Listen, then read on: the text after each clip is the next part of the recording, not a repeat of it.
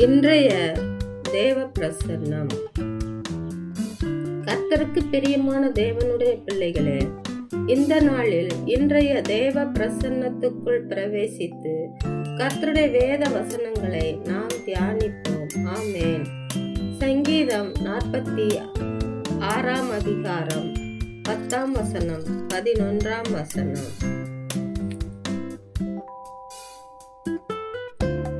நீங்கள் அமர்ந்திருந்து நானே தேவனென்று அறிந்து கொள்ளுங்கள். ஜாதிகளுக்குள்ளே உயர்ந்திருப்பேன், பூமியிலே உயர்ந்திருப்பேன். சேனைகளின் கர்த்தர் நம்மோடு இருக்கிறார்.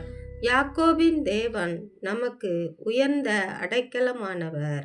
ஆமென். கர்த்தருக்கு பிரியமான தேவனுடைய பிள்ளைகளே, நாம் கர்த்தருக்கு முன்பாக அமர்ந்திருப்போம். அவர் நம்மை உண்டாக்கியவர் என்று உணர்ந்து அவருடைய நாமத்தை உயர்த்துவோம். நமக்காக சிலுவையிலே அடிக்கப்பட்ட தேவனை நாம் தரிசிப்போம். அவர் நான் ஜாதிகளுக்குள்ளும் பூமியிலும் உயர்ந்து இருக்கிறேன் என்று சொல்லுகிறார். அப்படிப்பட்ட நம்முடைய தேவனை அவருடைய பாதத்திலே காத்திருந்து கவலைகள் எல்லாவற்றையும் கர்த்தருடைய கரத்திலே ஒப்பு கொடுப்போம். ஆமென்.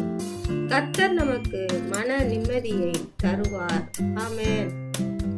அருமையான கர்த்தருடைய பிள்ளைகளே, நொறுங்குண்ட இதயத்தை காயம் கட்டுகிற நம்முடைய தேவன் கண்ணீரோடும் குடும்பத்தில் பிரச்சனைகளோடும் இருக்கிற சகோதர சகோதரிகள் யாவரையும் கர்த்தர் அழைக்கிறார்.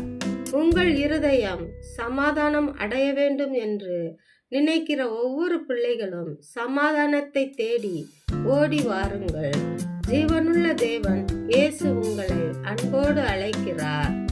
தற்கொலைக்கு நேராய் கடந்து போகிற உள்ளங்களே, கர்த்தர் உங்களோடு கூட பேசுவார்.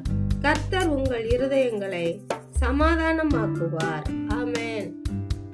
கர்த்தருக்கு பிரியமான தேவனுடைய பிள்ளைகளே, இந்த நாளில் கர்த்தர் உங்களுக்கு சமாதானம் தருகிறார். ஆமென். யாக்கோபின் தேவன் உங்களுக்கு உயர்ந்த அடைக்கலமாய் இருக்கிறார். ஆபத்து காலத்தில் உங்களோடு கூட இருப்பார். கர்த்தருடைய செய்கைகளை நீங்கள் ருசித்து பாருங்கள். கர்த்தர் அவருடைய பிள்ளைகளுக்கு சகாயம் செய்கிறவர். அவர் இந்த பூமியிலே சகலத்திற்கும் ராஜாவாக ஆளுகை செய்கிறவர்.